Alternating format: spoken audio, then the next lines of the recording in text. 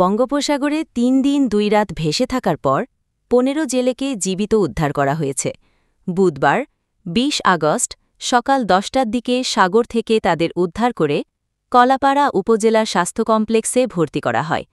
উদ্ধার হওয়া জেলেরা হলেন মোহাম্মদ নুরুল হাসান, মোহাম্মদ মোরশেদ, বাদশা মাঝি, আবুল কাশেম, শেকার, তঈদ ইসলাম, নুরুল আলম, আনিস, আনসার, ফয়সাল, মোহাম্মদ হেলাল, আলী, কবির, সোহেল ও সাজ্জাদ।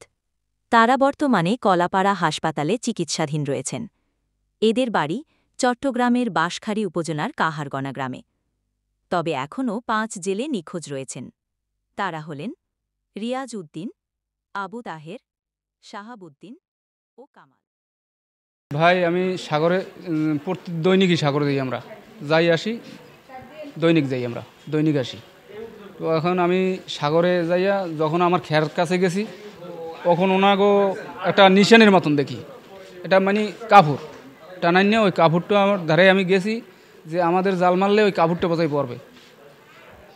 তখন আমি কাপড়টার দিকে যাইয়া আমি কাপড়তে দূরে সরিয়ে মারব, কাপড়টার দিকে যাওয়া ধরছি। তখন যাইয়ে দেখি মানুষ চিনি, মানুষ চিনানোর পর আমি চালাই গেছি।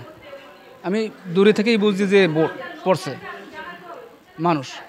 আমি যাইয়া চালাইয়া আমার স্টাফ ছিল, স্টাফের বলছি যে তোমরা দড়ি ম্যানেজ করো। তখন দড়ি লইয়া কিছু লোক লাফাইয়া পানিতে পড়িয়ে বাঁধছে, ধরিয়ে উঠাইছে, আর কিছু লোকে টানিয়ে উঠাইছে। উঠাইয়া আর আমি চিন্তা করলাম ১৩ জন পাইছি। ১৩ জন পাওয়ার পর আমি ওনরা বলতে আছে উঠতে, মাঝি বলতে আছে যে আরও লোক আছে ভাই আমার, হ্যাঁ ২০ জন আমরা লোক। তখন আমি চিন্তা করলাম যে এই লোক লইয়া যদি আমি এই জায়গায় থাকি তাহলে এই লোক অ্যাক্সিডেন্ট হয়ে যাবে, তাহলে আমাদের কুলে তার চালাই দিতে হবে। এই আমি কুলে ধলাই মার্কেটে ঢুকছি। ধলাই মার্কেট আইয়া ঢুকা যে লোক অসুস্থ বেমালা, এই আমি কলাপাড়ায় হাসপাতাল নিয়ে এসেছি। 17 তারিখের দিন আমরা জাল উঠে ফেলেছি।